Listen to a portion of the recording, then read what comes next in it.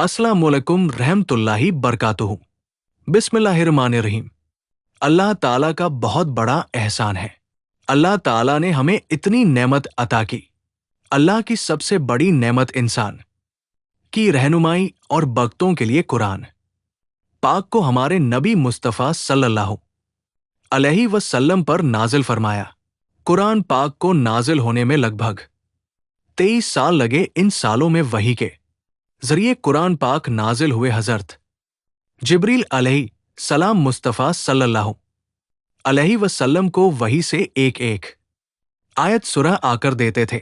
हर एक आयत सुरह अलग अलग वक्त पर नाजिल हुई। जैसे हमारे नबी मोहम्मद मुस्तफ़ा सल्लल्लाहु अलैहि वसल्लम के साहिबजादे कासिम या इब्राहिम का बचपन में ही इंतकाल हो गया तो कुफ्फार मक्का आपको अबतर कह कहकर ताने देने लगे। उनमें से एक शख्स कहता कि उनकी बात छोड़ो, कुछ फिक्र करने की नहीं, वो अबतर है।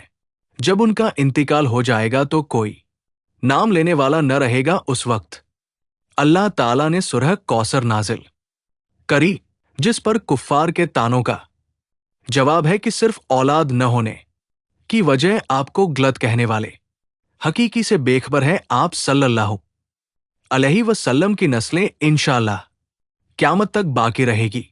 आप पर ईमान लाने वाले सारे मुसलमान आपका मुबारक जिक्र करने और आपके दिन को चलाने वाले तो बेशुमार होंगे। हत्ता कि इस वक्त अल्लाह ने सूरह कौसर को नाजिल फरमाया। इसी तरह कुरान पाक की हर आयत सूरह नाजिल हुई।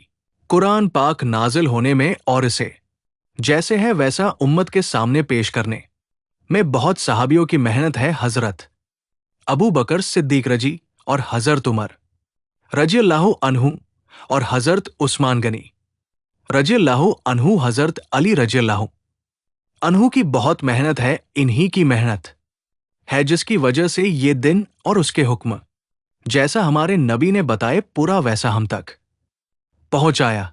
अल्लाह ताला ने अपने रसूल सल्लल्लाहु अलैहि वसल्लम से इरशाद फरमाया, और जब ये लोग उस किताब को सुनते हैं जो रसूल सल्लल्लाहु अलैहि वसल्लम पर नाजिल हुई तो आप सल्लल्लाहु अलैहि वसल्लम उनकी आंखों को आंसुओं से बहता हुए देखते हैं।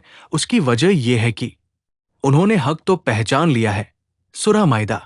कुरान पाक अपनी अजमत की वजह से ऐसी शान रखता है कि अगर हम इस कुरान पाक को पहाड़ पर नाजिल करते तो आप पहाड़ को देखते कि वो अल्लाह ताला के खौफ से फट जाता।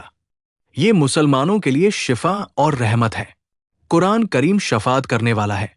कयामत के दिन कब्र में वो अपने अमल करने वालों के लिए झगड़ता है। कुरान पाक जिन घरों में रोज पढ़ा जाता है उन्हें फरिश्ते घेरे रखते हैं।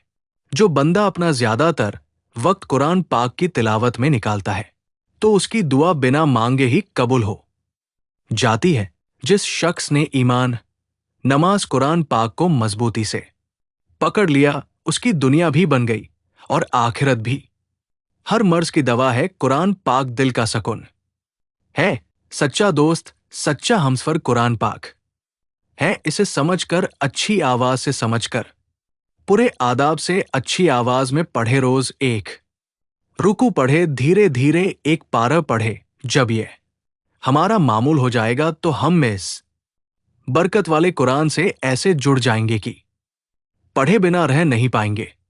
हजरत अबू जर रजी रिवायत करते हैं कि रसूलुल्लाह सल्लल्लाहु अलैहि वसल्लम ने इरशाद फरमाया, कुरान करीम की तिलावत और अल्लाह ताला के जिक्र का एहतिमाम किया करो। इस अमल से आसमानों में तुम्हारा जिक्र होगा और ये अमल जमीन में तुम्हारे लिए हिदायत का नूर होगा।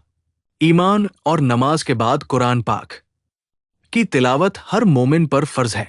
अल्लाह ताला हर मुसलमान को हिदायत और आफियत अता करे। कुरान पाक पढ़ने की तौफीक अता करे। हमारा सच्चा साथी है कुरान पाक। ये मोमिन के दिलों में रहने वाला है जिसका दिल पाक साफ है।